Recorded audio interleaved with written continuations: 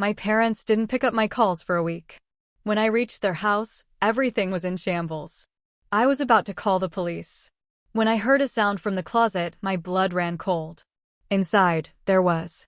Can you imagine the dread of knowing something's terribly wrong, but you can't quite put your finger on it? I had that chilling feeling for a whole week, trying to reach my parents, but all I got was silence. Then, when I finally drove back home, what I found wasn't just chaos. It was a ransacked house, a front door left eerily ajar, and a faint, desperate sound coming from the darkest corner of a bedroom. It was the sound of my worst nightmare coming true, a truth so horrifying it would unravel our entire family and reveal a monster hiding in plain sight. Hey, my name is Jackson Palmer, and I'm 31 years old. Right now, I manage a small but busy hotel in Las Vegas, the city of fleeting dreams and endless lights. On the surface, my life looks pretty stable. A good job, a tidy apartment, a schedule packed enough to keep me from overthinking. But if you ask me about my family, about my memories of Reno where I grew up, you'll hear a different story. One filled with cracks, lingering pain, and a kind of love I still struggle to express. I was born and raised in Reno, a small town nestled among Nevada's mountains, where everyone knew everyone, and life moved at a slow, almost unchanging pace. My father, Joseph, and my mother, Marilyn, were typical townsfolk, hardworking, simple, always there. From a young age, I spent countless hours behind the counter of our small grocery store, bagging groceries or restocking cans of soup. It was a modest, weathered place, with a faded wooden sign and the mingled scent of fresh bread and musty wood. I loved that store, not because it was fancy, but because it was my entire world back then. Our family home was just a few blocks from the store, a two-story house with a front yard full of weeds and an old oak tree I used to climb every summer. That's where I grew up, where I learned to tie my shoes, where I heard my mother's lullabies, and where I witnessed both my parents' smiles and their tears. But if you think we were a perfectly happy family, you'd be sorely mistaken. Despite moments of warmth, our family was always overshadowed by a looming presence. A shadow named Dylan, my younger brother. Dylan was 5 years younger than me, but from a young age, he was the undeniable center of attention in our household. My mother called him her golden boy with his curly hair and sparkling eyes. Dylan had a smile that could melt anyone, and my parents, especially my mother, just couldn't resist him. They spoiled him rotten, giving him whatever he wanted: new toys, nice clothes, and seemingly endless forgiveness for his mistakes. Meanwhile, as the older son, I was expected to be mature, responsible, and dependable. Dylan, though?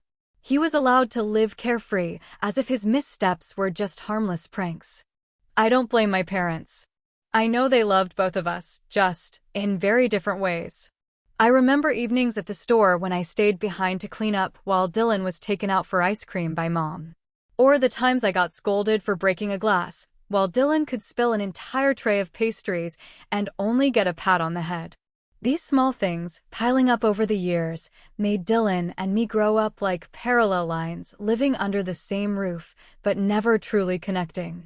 When I was 18, I left Reno to attend college in Las Vegas. For the first time, I felt like I could truly breathe, like I could live for myself. I studied business administration, landed a good job at a hotel, and slowly, carefully, built a new life. But every time I returned to Reno, I felt a heavy cloud in the air. Dylan, now a teenager, was changing. The angelic smile from his childhood was now tinged with defiance and recklessness. He started skipping school, hanging out with a bad crowd. And then, like an inevitable storm, he fell into gambling. Gambling in Nevada is hardly unusual. It's everywhere, from slot machines in supermarkets to the glitzy casinos of Las Vegas. But for Dylan, it wasn't just a pastime. It was an addiction. I remember the first time my mother called me, her voice trembling, saying Dylan had stolen money from the store's safe to gamble. I drove back that night, only to find my father sitting silently in his chair and my mother sobbing in the kitchen. Dylan, meanwhile, just shrugged and said, "I'll pay it back. No big deal." But I knew he wouldn't. He never did. The debts kept piling up and Dylan sank deeper. He married a woman named Sutton, someone I thought might pull him out of the abyss. But their marriage lasted less than 2 years. Sutton left, leaving Dylan and their young son, Jaden, who was only 3 at the time. Instead of stepping up to care for his son, Dylan abandoned him, leaving Jaden with my parents while he drifted like a gust of wind, showing up occasionally to beg for money, cause trouble, and then disappear again. Jaden, now 6 years old, is the one thing that still brings a bit of light to our fractured family. Every time I visit Reno, I spend time with him, telling him stories or just sitting together on the porch, watching cars pass by. Jaden has eyes like Dylan's when he was young, but far more innocent and pure. He calls me Uncle Jack and hugs me tightly whenever I'm about to leave. But even Jaden couldn't erase the growing distance between me and my parents. Our relationship had been fractured for a long time. It's not that I didn't love them, I did, deeply. But their favoritism toward Dylan and the burdens they placed on me whenever he messed up had simply worn me down. Every time my mother called, I braced myself for another rant about Dylan, about his debts, his troublemaking, and each time, I felt drained and utterly helpless. Last month, my mother called more frequently than usual. Her voice was frail, filled with worry. Dylan came by again, she said, her voice barely a whisper. He demanded money and brought some strangers with him. I don't know what to do. I told her to call the police if Dylan caused trouble, but she just sighed. He's my son. I can't do that. I hung up, my heart heavy. I knew she wouldn't do anything. She never did. I thought about going back to Reno, confronting Dylan, or even bringing Jaden to live with me in Las Vegas. But work swept me away, and I told myself everything would be fine, that my parents could handle it. I was wrong. Terribly, horribly wrong. For the past week, a sense of deep unease had been creeping into my heart, like a cold wind blowing through the blazing summer days of Las Vegas. It started with unanswered calls. I called my mom, then my dad, but all I got was an endless ringing, as if the sound was echoing in an empty void. I sent texts, one after another, with simple questions. Mom, are you okay? Dad, what are you up to? How's Jaden doing? But my phone screen remained silent. Not a single reply. At first, I reassured myself that maybe my parents were busy. Maybe they were at the store, or maybe their phones had died. But as the 3rd day passed, then the 5th, that unease was no longer a fleeting breeze. It had turned into a storm raging in my chest. I tried not to overthink, but every night, as the neon lights of Las Vegas flickered outside my window, I found myself clutching my phone, scrolling through the unanswered messages, my heart heavy with a growing sense of dread. I thought of my dad with his tall, lean frame and eyes always filled with quiet exhaustion, yet steadfast patience. I thought of my mom with her gentle smile, but a voice growing weaker every time she mentioned Dylan. And then I thought of Jaden, the 6-year-old with big, round eyes, probably sitting somewhere in that Reno house, clutching his worn-out teddy bear. I wondered, what's going on? Are my parents okay? My mother's calls about Dylan's incessant disruptions, showing up with strangers in tow, had left me with a gnawing sense of dread. Dylan wasn't just asking for money anymore. He had changed, becoming more aggressive, more reckless. Mom told me he'd show up at odd hours, sometimes in the middle of the night, banging on the door, yelling for money to pay off debts. Once, she even said he threatened to make a big deal if they didn't comply. I wanted to race back to Reno right then, to grab Dylan by the collar and scream that he had no right to torment our parents like that. But I held myself back, telling myself I couldn't keep cleaning up my brother's messes forever. I was wrong. My biggest mistake was thinking I could stay on the sidelines, that I could let my parents face the storm named Dylan alone. By the 7th day, with still no response from my parents, a call from an unfamiliar number made my heart pound. It was Mrs. Helen, the neighbor who lived across from my parents' grocery store. Her voice was frantic, laced with worry. "Jackson, I need to tell you something. Your parents' store has been closed all week. No one's seen them. I tried calling, but no one picks up. Something's not right, Jackson." I felt the blood in my veins turn to ice. The grocery store, the place my parents had poured their lives into, had never been closed for more than 2 days, except during major holidays. For it to be shuttered for a whole week was unimaginable. I hung up, my hands trembling, trying to piece my thoughts together. Maybe my parents were sick. Maybe they went on a trip. But deep down, I knew those were just excuses to soothe myself. Dylan. Had he done something? Had he pushed my parents into a situation they couldn't escape? I couldn't sit still any longer. That evening, I called my boss and requested emergency leave. I need to go home. It's urgent, I said, my voice choking, though I didn't explain much. My boss, a kind but perpetually busy man, simply nodded over the phone and told me to be careful. I packed a few clothes, tossed them into a small suitcase, and before leaving my apartment, I glanced out the window, where the Las Vegas lights still twinkled, oblivious to the storm raging inside me. A 7-hour drive from Las Vegas to Reno lay ahead. And I knew this trip wasn't just about finding my parents. It was about facing everything I'd been avoiding for years. As I got into the car, started the engine, and began the journey, childhood memories flooded back, vivid, as if they'd happened yesterday. I remembered afternoons behind the store counter when Dad taught me how to count change for customers, or when Mom slipped a peppermint candy from the shelf into my hand. I remembered the smell of the old wooden floors, the jingle of the bell when customers walked in, and the times Dylan and I, as kids, played tag between the aisles, laughing until Mom pretended to scold us. But those memories, no matter how warm, couldn't ease the dread suffocating my chest. Every time the car passed through a dark stretch of road, I saw Dylan's image, not the Dylan from back then, but the Dylan of now, with cold eyes, a harsh voice, and the threats Mom had described. I wondered what had happened in that house. Were my parents truly okay? Or was something far worse waiting for me in Reno? With every mile, my fear grew, like a stone weighing heavier on my heart. I turned on the radio, trying to find a song to drown out the silence, but no melody could overpower the whisper in my head. Jackson, you've abandoned them for too long. I pressed the gas pedal, the car speeding toward Reno, toward the house that held both my childhood and my deepest wounds. The 7-hour drive felt like a lifetime. When the town's welcome sign finally came into view, my chest tightened as if it were being squeezed. The town looked the same, with its familiar streets and houses peeking out under the moonlight. But something felt off, as if the very air carried a warning. I drove straight to my parents' grocery store, a place I always thought would be lit up, filled with laughter. But when I pulled up in front of it, I could hardly believe my eyes. The store was completely shuttered.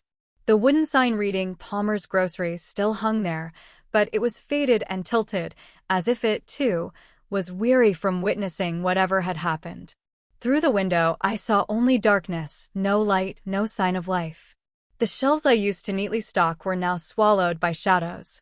My heart raced, and I had to take deep breaths to keep from panicking.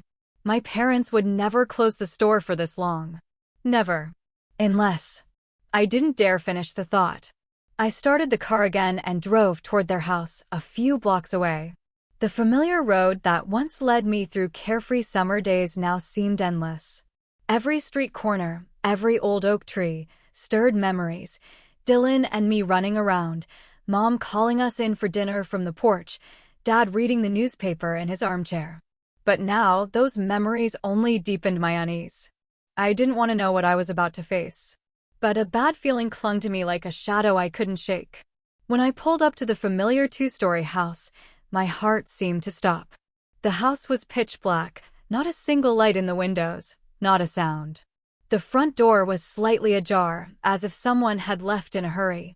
I stepped out of the car, my legs heavy as lead, each step feeling like it was leading me toward an abyss. I called out, "Dad? Mom? Jaden," but only the wind answered, cold and lifeless. I pushed the door open and stepped inside, and the sight before me hit like a punch to the chest. The house, once filled with laughter, the smell of Mom's freshly baked cookies, and Jaden's babbling stories, was now a wreck. The furniture in the living room was toppled, as if swept by a storm. The kitchen cabinet doors hung open, dishes scattered across the floor, some cups shattered into sharp fragments. A long crack ran across the wall, as if something had been slammed against it. A wooden chair Dad had proudly built himself lay broken with a missing leg. Everything screamed chaos, as if the house had witnessed a battle. I stood there in the living room, feeling the blood in my veins turn to ice. Dad? Mom? I called again, my voice hoarse, but the thick silence enveloped me like a heavy blanket, pressing down on my chest. I stepped forward, tripping over a spoon lying on the floor. Each step felt like a knife twisting in my heart, because I knew no one would leave the house like this by accident. Not Dad, who always kept everything in order. Not Mom, who polished the floors until they gleamed.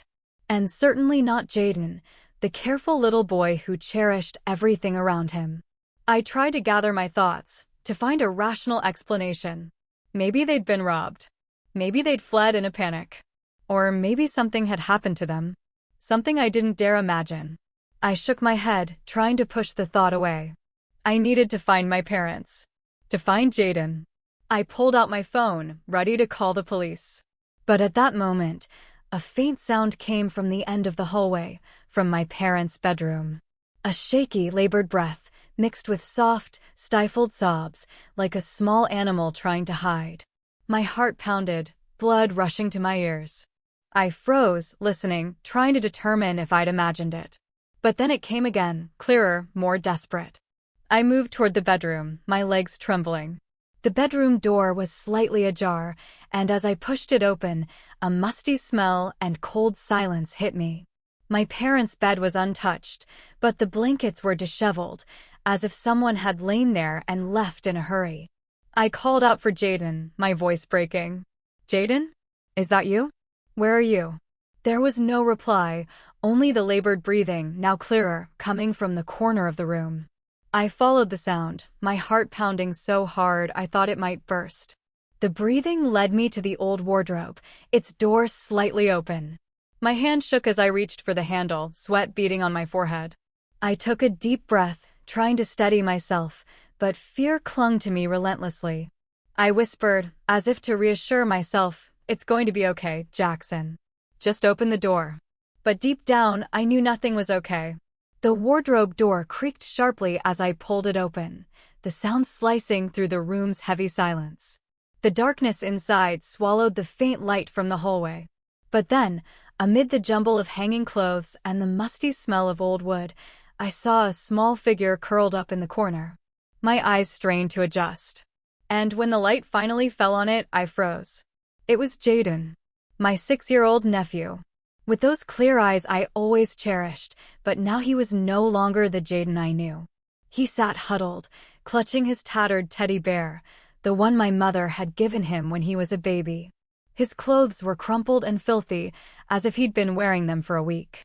His hair was matted, sticking to his forehead, and his face was gaunt and pale, as if hunger had drained the life out of him. But what shattered my heart was his eyes, red-rimmed, wide open, gleaming with a fear I'd never seen in a child. He wasn't crying loudly, just soft, choked sobs, as if he'd cried so much he had no strength left. "Jaden," I called, my voice breaking, barely recognizable to myself. I knelt down, reaching out to touch him, but he flinched, shrinking deeper into the corner as if I were a threat.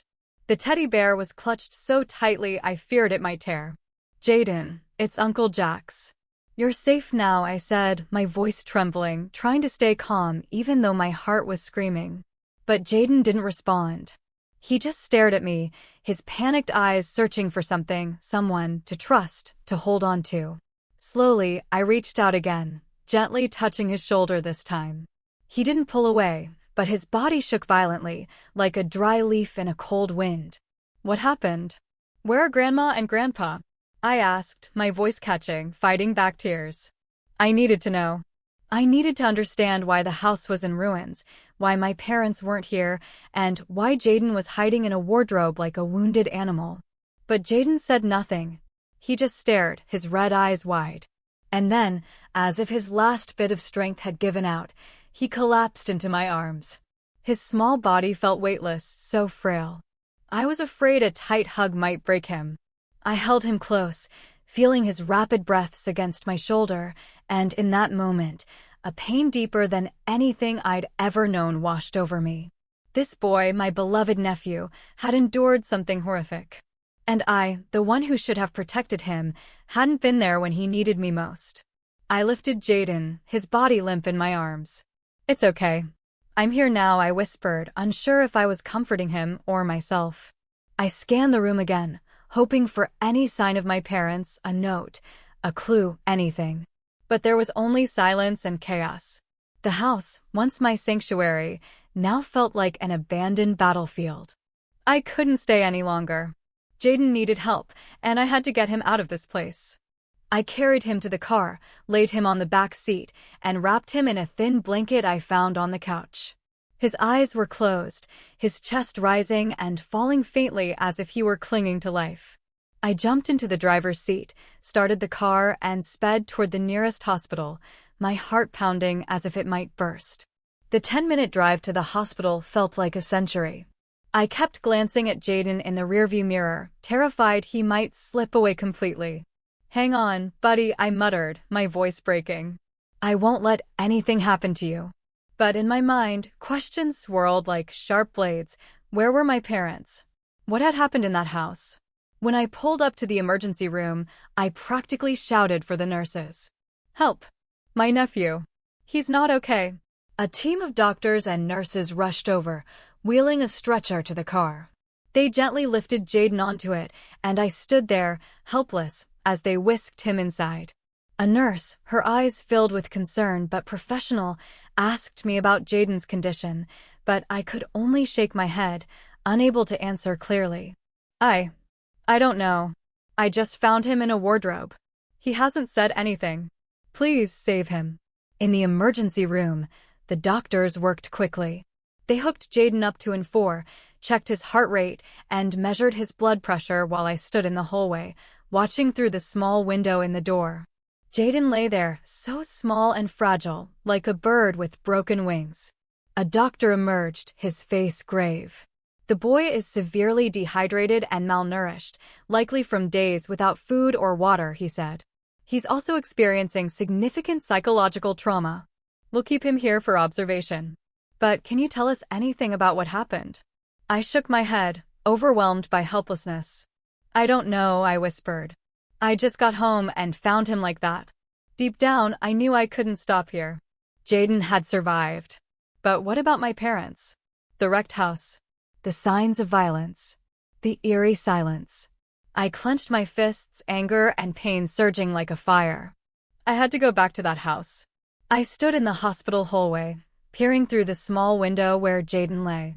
He looked heartbreakingly small, with 4 tubes attached to his arm and his face still bearing traces of fear. The doctor said he'd be okay, but okay in this context felt like an empty word. I turned away, unable to bear the sight for another second. I had to act.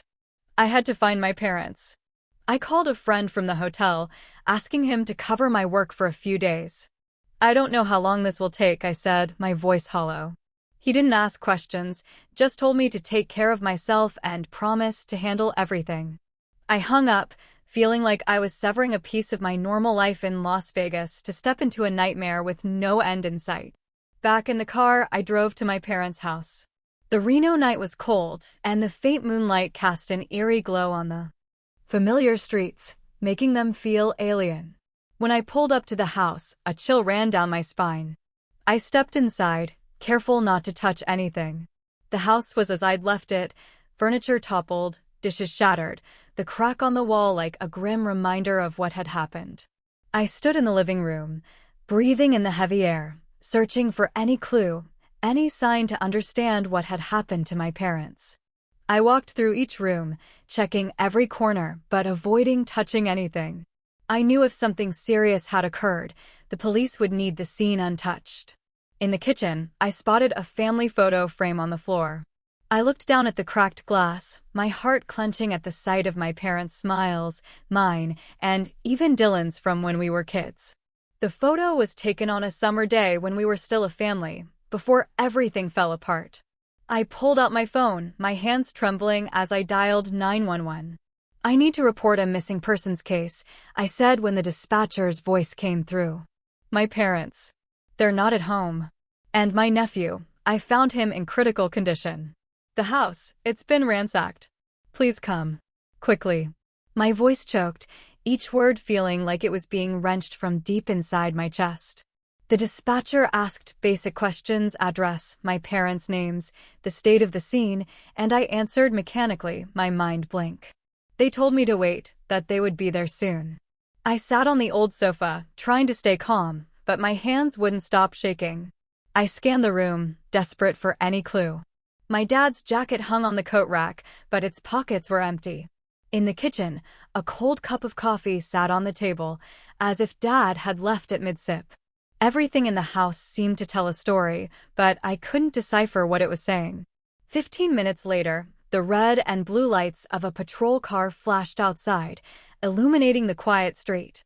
I heard the car stop, the sound of hurried footsteps, and then the door swung open. 3 officers stepped inside, followed by a man in plain clothes, likely a detective. "Are you the one who called?" "Jackson Palmer," the man asked, his voice low and steady. I nodded, standing up, trying to keep my voice from trembling. "I'm Detective Matthew. Tell us what you know." I led them inside, showing them the scene, the broken chairs, shattered dishes, the crack on the wall. I told them about not being able to reach my parents for a week, about the neighbor's call, and about finding Jaden in the wardrobe. Each word felt like a stab, but I forced myself to keep going. Matthew took notes carefully, his eyes sharp but non-judgmental. "We'll look into everything," he said, "but first, we need to secure the scene." The officers began cordoning off the house with yellow tape, keeping anyone from getting too close. I stood on the porch, watching as neighbors started to gather, their eyes a mix of curiosity and concern. Whispers floated through the crowd, and I caught fragments of their conversations. "I heard arguing last week," an elderly woman, Mrs. Carter, told an officer. Loud shouting from inside the house. "I thought it was Joseph and Marilyn arguing with someone." Another man, Mr. Thompson, chimed in. "I saw Dylan around here a few times. He was with some rough-looking guys once. I even saw them standing outside the store, like they were watching something." Each word hit me like a hammer to the chest. I was both furious and desperate. Dylan. His name kept coming up like a refrain in a tragic song. I wanted to scream, to demand answers from every neighbor about what they'd seen or heard. But I knew I had to stay calm. The police needed me clear-headed. And Jaden needed me strong. Still, deep inside, a fear was growing like a snarling beast. If Dylan was involved, if he had done something to my parents, I didn't know how I'd face that truth. Matthew called me over, asking more questions about Dylan, where he usually went, his habits, anything that could help. I told him everything I knew, though each word felt like rubbing salt in a wound. "He's addicted to gambling," I said. "He shows up to ask for money. Mom always forgave him, no matter how much he hurt her." Matthew nodded, his eyes fixed on his notebook. "We'll start looking into this angle," he said. "But you should prepare yourself. This might not be a simple missing persons case." His words sent a shiver through me. I wanted to believe my parents were okay, that they'd just gone somewhere, that this was all a misunderstanding. But deep down, I knew the truth was waiting, and it wouldn't be easy. I turned away, heading back to the hospital where Jaden was. I needed to be with him. I hurried into the hospital, heading straight to Jaden's bedside. The doctors had been treating him with 4 fluids for hours, and now he looked slightly better. His skin was no longer deathly pale as when I found him, but his eyes still carried a haunting shadow I couldn't forget. I stood by the bed, watching him, my heart feeling like it was being crushed. "It's Uncle Jack's," I whispered, gently touching his hand. "You're okay. Now." Jaden opened his eyes, those big, round, red-rimmed eyes, locking onto mine. Then, as if a dam of fear had broken, he burst into wrenching sobs.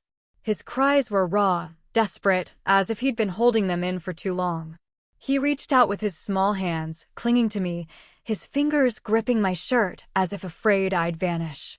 "Uncle Jack's, don't go," he whispered, his voice trembling and faint, so fragile I had to fight not to break down with him. I pulled him into my arms, feeling his tiny body tremble against me. "I'm right here, Jaden." "I'm not going anywhere," I said, my voice catching. But deep down, I knew I was making a promise I wasn't sure I could keep. A doctor came in to check on Jaden. "He's more stable now," she said, her tone gentle but serious, "but he suffered severe psychological trauma. We need time to assess him further, and it's best not to pressure him right now." I nodded, but my mind was swirling with questions. Jaden knew something. He'd been in that house, had seen something. And though I didn't want to push him, I needed the truth. Detective Matthew arrived at the hospital shortly after, accompanied by a female officer whose eyes were kind but cautious. They asked me a few brief questions about Jaden's condition, then requested to speak with him. "We'll be as gentle as possible," Matthew said. "I know it's not the best time, but anything the boy can tell us might help find your parents." I looked at Jaden, still clinging to me, and felt like I was standing at a dangerous crossroads. I didn't want him to relive whatever had happened. But I also knew it was the only way to find my parents. "Jaden," I said, kneeling by the bed, keeping my voice as soft as possible. "Can you help Uncle Jack a little?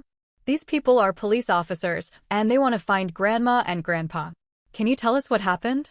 Jaden shook his head frantically, his eyes wide with terror. He clutched his teddy bear tightly, as if it were his last shield. "No, I don't want to," he whispered, his voice quivering. I hugged him, letting him rest his head on my shoulder. "I'm right here, Jaden. You don't have to be scared. Just tell us what you remember." "Okay. I won't let anyone hurt you." I could feel his rapid breathing, and in that moment, I wanted nothing more than to take him away from all this pain. But I couldn't. I needed the truth, no matter how brutal. After a few minutes of my reassurance, Jaden began to speak, his voice halting and punctuated by sobs. Dad came to the house," he whispered, and my heart seemed to stop. "Dad came with some other people. They were yelling." Grandma and Grandpa yelled back. Jaden paused, his eyes wide as if reliving the moment. I held his hand, trying to keep my voice steady. "Go on, buddy. What did they do?" Jaden trembled, tears streaming down his cheeks. "Dad, he was really mad. He shouted, told Grandma and Grandpa to give him money, but they wouldn't. Then there was a loud crash. Things broke." He stopped, clutching the teddy bear, his body shaking violently. I was scared. I ran to the wardrobe. I hid. His voice faded, as if sinking into a memory too heavy to bear. I heard Grandma and Grandpa cry out. Then everything went quiet. I felt the blood in my veins turn to ice. I held Jaden tightly, fighting back tears. But inside, a storm was raging. Dylan. He was there. He fought with our parents, and the sounds Jaden heard. I didn't dare think further. Matthew and the female officer took notes quickly, their expressions hardening. "Do you remember anything about the people with your dad?" the officer asked, her voice gentle but careful. Jaden shook his head, tears spilling again. "I don't know. They were tall. They were scary. Covered in tattoos." He broke into wrenching sobs, clinging to me. And I knew he couldn't say more. I signaled to Matthew and he nodded, standing up. "Thank you, Jaden," he said. "You're a brave boy. We have enough to start the investigation, and Dylan will be our primary suspect." The doctor stepped in, gently asking everyone to leave so Jaden could rest. "The boy needs time," she said. "He's been through too much." I nodded, but inside I wanted to scream. Dylan, my brother, what had he done? What had he dragged our parents into? And Jaden, an innocent child, had witnessed it all. I sat by Jaden's bed, holding his hand until he fell asleep. His breathing finally steady, but I couldn't rest. Jaden's words were like a sharp puzzle piece, confirming my worst fear. Dylan hadn't just caused trouble. He might have done something unforgivable. Detective Matthew called me the next morning, his voice low and resolute. "We've designated Dylan as the primary suspect based on Jaden's statement," he said. "We're issuing a manhunt and checking every place he might show up. Do you have any more information about your brother's habits?" I recounted what I knew, the casinos Dylan frequented, the seedy bars where he drank. Each word felt like a stab, but I couldn't stop. The police moved quickly. They went to the rundown motel room Dylan rented on the outskirts of Reno. But when Matthew called with an update, His voice was heavy with frustration. The room was empty, he said. Trash strewn everywhere, clothes scattered like he left in a hurry. We're collecting fingerprints and any clues we can find. I pictured the room, a chaotic mess, reeking of alcohol and cigarettes. A reflection of the person Dylan had become. He'd fled. He knew what he'd done, and he was trying to escape. Meanwhile, I sat by Jaden's side, watching him sleep, his face still etched with fear. The doctor said he needed time to recover, but every time he startled in his sleep, muttering incoherent words, it felt like someone was squeezing my heart. I stroked his hair, whispering, "I'm here, Jaden. Everything's going to be okay." But I wasn't sure if I was comforting him or myself. The truth was, I didn't know if things would ever be okay again.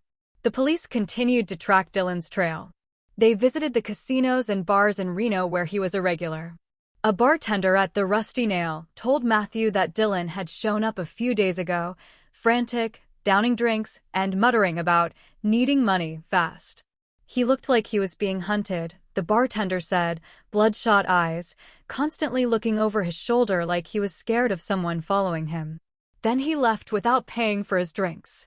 Those details sent a chill through me. Dylan wasn't just running, he was terrified. A key lead came from a creditor named Eddie, a man the police tracked down at a small casino outside town. Eddie, with a gravelly voice and cold eyes, said Dylan owed him tens of thousands of dollars from losing streaks at the tables. He begged me for more time, Eddie told Matthew, as recounted later. Said he was about to come into big money to pay it all off. Mentioned something about family taking care of it, but I didn't buy it. He looked like a desperate dog. Eddie's words hit me like a hammer. Family taking care of it. What did Dylan mean? Was he planning to get money from our parents? From the grocery store? Or from something worse? The police issued a citywide manhunt for Dylan, extending it to surrounding areas. They sent alerts to checkpoints, casinos, and cheap motels where he might be hiding. News of the case began to spread like a small wildfire in the usually quiet town. Neighbors gathered outside my parents' house, whispering to each other, their eyes a mix of pity and curiosity. Mrs. Carter, the elderly neighbor, visited me and Jaden at the hospital, bringing a tin of homemade cookies. "I can't believe this, Jackson," she said, her voice trembling. Joseph and Marilyn were good people. And Dylan. I saw him with some shady characters. I was worried, but I never thought it would come to this. Her words only fueled the fire in my chest. I wanted to scream that I didn't want to believe it either, that I didn't want to think my brother could do something horrific to our own parents. But the pieces were falling into place. Jaden's account, the wrecked house, the neighbors' stories, and now Eddie's words, they all pointed to Dylan like arrows aimed straight at my heart. I sat by Jaden, holding his hand, feeling his small, cold fingers in my palm. He was still sleeping, but his sleep was restless. Occasionally, he mumbled words like, "Dad, don't," or "I'm scared." Each whisper cut into me like a blade.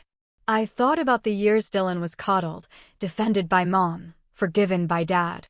I thought about the times I tried to pull him out of his mess only for him to smirk and say, "Worry about yourself, Jax. I know how to live my life." Now his way of living had led to this, a destroyed home, a traumatized child, and our parents missing. I looked out the hospital window at the moonlight illuminating Reno's rooftops. Somewhere out there, Dylan was hiding, carrying secrets I both yearned and dreaded to uncover. I hoped the police would find him, drag him out of the shadows to face what he'd done. But at the same time, I feared that moment when I faced Dylan. What would I see? A criminal? A brother? Or a monster who had destroyed our family? Matthew called again late that night, his voice firm but steady. "We're narrowing it down," he said. "We got new leads from the outskirts. We'll find him soon." I nodded, though he couldn't see me. "Thank you," I said, my voice hollow. I wasn't sure if I was truly ready to face Dylan or not. The next morning, Matthew called me back to the house to review some findings from the investigation. "Team, we need you to confirm a few details," he said over the phone, his voice carrying an odd tone, as if he were bracing himself for something grave. I didn't ask questions. I just drove over, my heart pounding in my chest. When I stepped inside, Matthew was in the living room, joined by another officer taking photos of the scene. The house remained as I remembered it, wrecked, cold, like a wound that refused to heal. "We've done a more thorough search," Matthew said, leading me to the corner where Dad used to work. "We found this in the drawer." Matthew handed me a faded yellow envelope, its edges worn. I took the envelope, my hands trembling. My name was scrawled across it in Dad's handwriting, a script I'd recognize anywhere. "Jackson," it read, and just seeing it sent a chill down my spine. I opened the envelope, pulling out a folded sheet of paper. The handwriting was shaky, as if written in panic or fear. I took a deep breath, trying to steel myself, but nothing could prepare me for what I was about to read. "Jackson, our son," the letter began. "If you're reading this, things have probably gone too far. We're sorry for everything. We were wrong. So very wrong to let Dylan become what he is. We loved him, but we spoiled him too much, letting him grow into a selfish, broken man. We tried to fix it, but it might be too late." I stopped, feeling like I couldn't breathe. The words cut like a sharp, unrelenting knife. My parents had always defended Dylan, forgiven his mistakes, but hearing them admit their failure in their own handwriting filled me with both pain and anger. I forced myself to read on, each line slicing deeper. "Dylan has changed, Jackson. He's no longer the boy we knew. Lately, he's been coming to the house, often demanding money, threatening us. He talked about selling the grocery store, saying it was the only way to settle his debts. We refused, but he wouldn't stop. He brought strangers, men with cold eyes. We've been living in fear, Jackson. We're afraid of the day things go too far." Tears welled up, blurring the words. I thought I was prepared. But no, there was no way to brace for this. My parents had lived in fear, threatened by their own son, and they chose to keep it from me. A wave of anger surged at Dylan, at myself, and even at my parents for letting it come to this. The letter continued, Dad's handwriting growing heavier, as if he knew time was running out. "We didn't want to drag you into this, Jackson. You've done so much for this family, carried so much. We didn't want you to face Dylan, didn't want you caught up in this. But if you're reading this, we're probably gone. Take care of Jaden. He's innocent. And please, forgive us if you can." I folded the letter, unable to read further. Tears fell hot on my cheeks, but I didn't wipe them away. The words felt like a final testament, as if my parents knew a tragic end was coming. They'd been pushed to the edge by their own son, and they'd chosen to protect me, no matter the cost. I gripped the letter, feeling it burn in my hand. Matthew stood beside me, his eyes softening, but he said nothing, as if knowing I needed time to process what I'd read. "Dylan," I whispered, my voice breaking. His name now felt like a curse, an indelible stain. He'd driven our parents to the brink, and I could no longer stand on the sidelines. I handed the letter to Matthew, my voice trembling. "Keep it. It's evidence." He nodded carefully, placing it in a clear plastic bag. But his eyes told me he understood this wasn't just evidence, but a piece of my family's tragedy. I returned to the hospital right after, unable to bear another second in that house. Jaden was still sleeping, his face less pale now. The letter's words echoed in my mind, each one a reminder of my parents' mistakes and my own. I'd left them alone too long, thinking distance would shield me from Dylan's chaos. But now I couldn't run anymore. Dylan had destroyed our family, and I had to face him, no matter how brutal the truth might be. 3 days later, my phone buzzed. It was Matthew. His voice was curt, but I could hear the tension in it. "We found Dylan," he said. "He's at a cheap motel on the outskirts. We've taken him into custody. Would you like to come to the station?" My heart pounded, a mix of relief and dread surging through me. They'd found him. I left Jaden at the hospital under the nurse's care, promising to return soon. He clutched my hand, his eyes still filled with panic, but I forced a smile, though it felt dry and strained. "I'll be back soon, Jaden," I said, ruffling his hair. But as I stepped out of the room, I felt like I was walking into a storm. The Reno police station sat in the heart of town, a gray building with long corridors and the stale smell of old coffee. Matthew met me at the entrance, his expression stern but tinged with exhaustion. "He's in the interrogation room," he said, leading me through a narrow hallway. "He's rattled, but still denying everything. We need you here to confirm some details." I nodded, though inside, I wanted to turn and run from this moment. But I couldn't. Not now. The interrogation room was small, with a metal table and stiff chairs. Dylan sat there, facing Matthew and another officer. I stood behind the one-way glass, watching him through the cold pane. He looked haggard, a shadow of himself. His hair was disheveled, his shirt crumpled, and his bloodshot eyes suggested days without sleep. In his hand was a small bag containing some cash and fake IDs, clear signs he'd planned to flee. But what chilled me was his eyes, panicked, yet still defiant, as if he thought he could still escape. Matthew began the interrogation, his voice calm but sharp.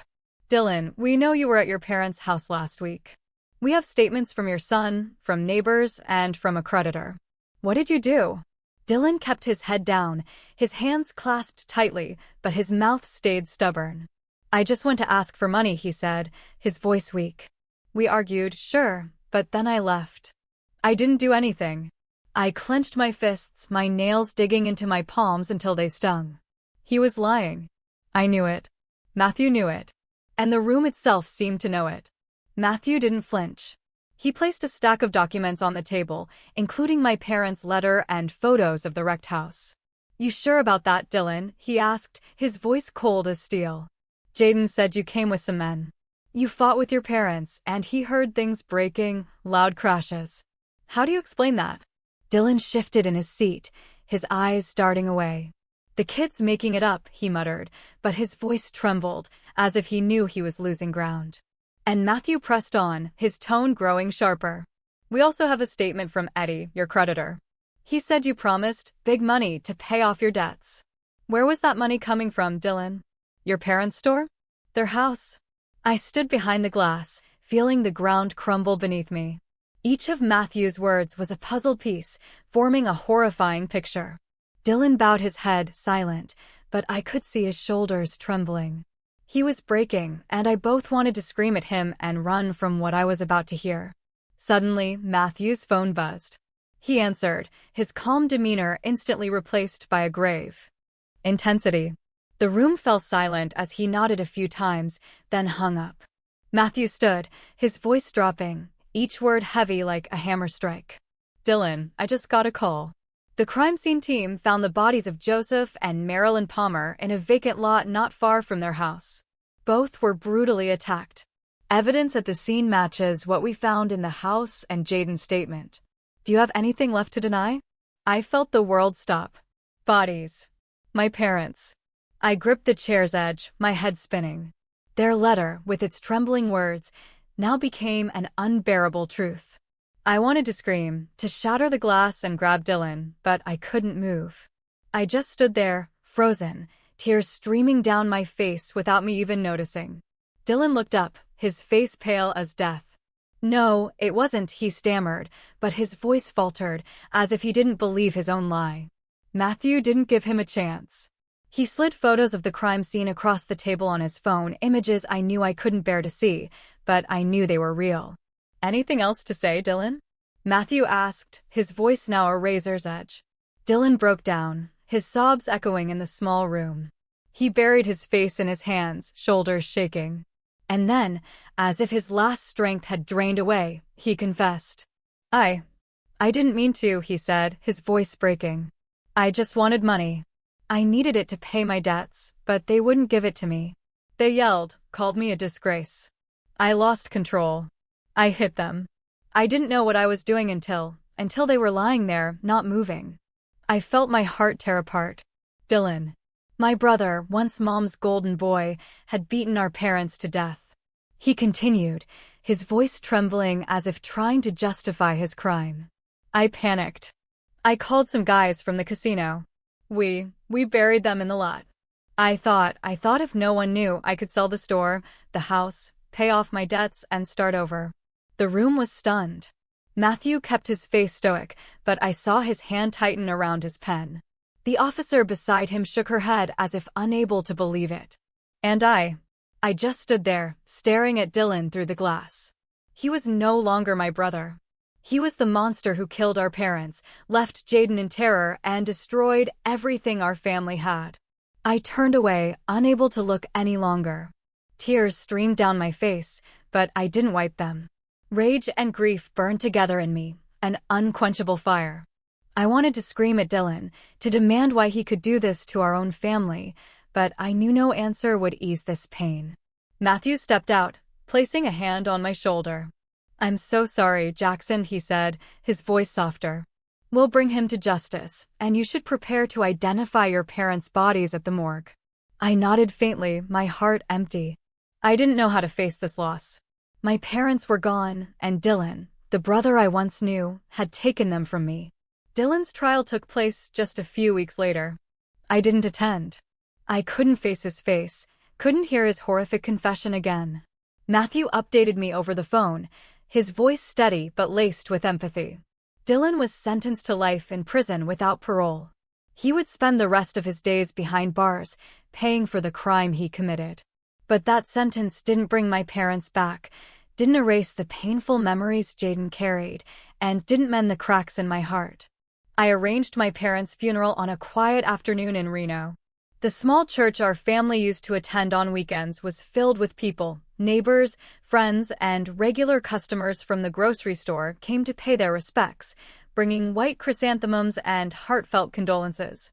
Mrs. Carter, the elderly neighbor, held my hand, tears streaming down her cheeks. "Joseph and Marilyn were good people, Jackson," she said. "They didn't deserve this."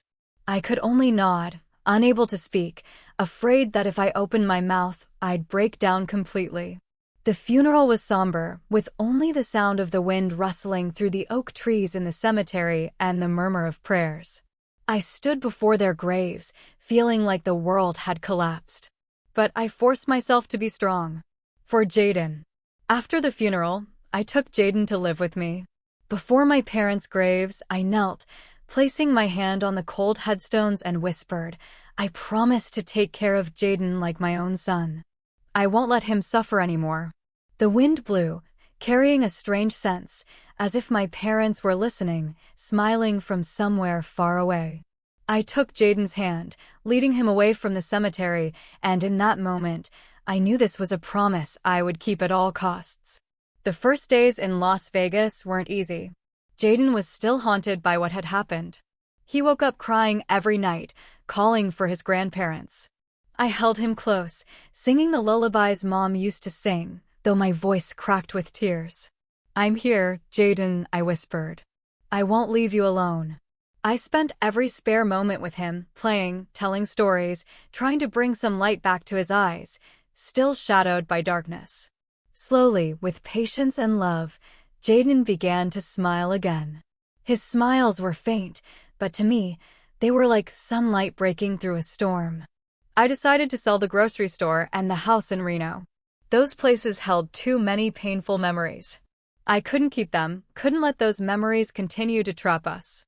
The money from the sales wasn't much, but it was enough to start a new life for Jaden and me. I moved us into a larger apartment in Las Vegas, with a room just for him, where I hung his drawings and placed his worn teddy bear on the bed. In the months that followed, as Jaden and I settled into our new rhythm, I began to reflect on my family. My parents had made mistakes, spoiling Dylan too much, letting him become selfish and broken. Their favoritism left deep wounds, not just for me, but for them and Jaden too.